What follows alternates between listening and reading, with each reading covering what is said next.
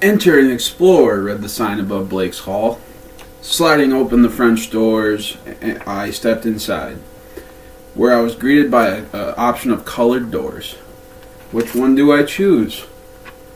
Intrigued, I approached a green door, rested my hand on the knob, and turned it slowly. Peeping in, I glimpsed Hope and Harmony holding hands. Then behind, I espied two scary beasts, eyes gleaming with greed and envy. Hastily, I closed the door and moved to the next one, a red door. It intensely drew me like a magnet, and unhesitatingly I opened it up to reveal a room divided into two sections.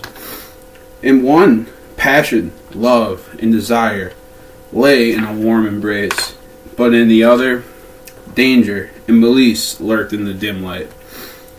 Unsure of myself, I walked on to the next door. This door was a yellow door. With renewed energy, I stepped in to be met by joy's cheerful contuments. But this soon was obscured by the unpleasant smell of sickness and foul decay. Again, another hastily exit, which led me on to my last door, and it was the purple door. I opened the door. Inside, I witnessed luxury, felt an aurora of power, mystery. At the same time, foreboding gloom and frustration sent a shiver up my spine. Uneasily, I closed the door behind me. Perplexed, abandoning my curiosity, I headed for the exit. At that moment, it dawned on me what Blake's Hall stood for. It was a clear reference to the doors of perception.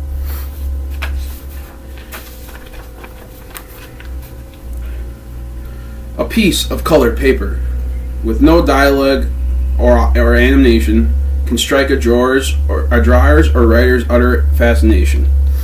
When an extra hand comes in contact with a rectangle that is clear, as taping a pencil stresses to think of an idea, with so many different options that might all be the same, when they all could just be put together. It could have just been a name, but if I tried a little harder to think of what to write, then just maybe, the page. A page can hold secrets that many try to find, though will never be found, unless you use your mind. It could have a certain type of meaning that a teacher tries to test, which have changes here and there so the students have no rest. A page can be a canvas to the drawers with a need to take out their emotions so their mind can be freed. But just one little mistake, just one little tear, scourge goes the canvas, one less picture for a fair.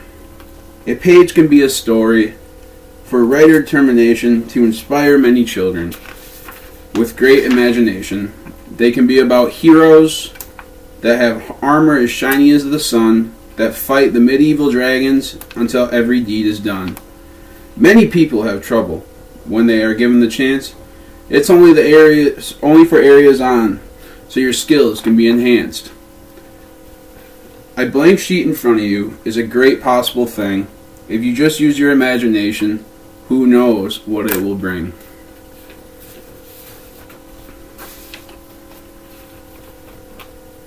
I went down to the river.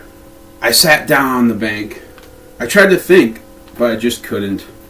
So I jumped in and I just sank. I came up and once and hollered. I came up twice and I cried. If that water hadn't been so cold, I might have sunk and died. But it was cold in that water. It was cold.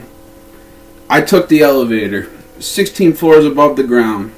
I thought about my baby and thought I would jump down. I stood there and I hollered. I stood there and I cried. If I hadn't been so high, I might have jumped and died. But it was high up there. It was very high. So since I'm still here living, I guess I will live on. I could have died for love, but for living I was born.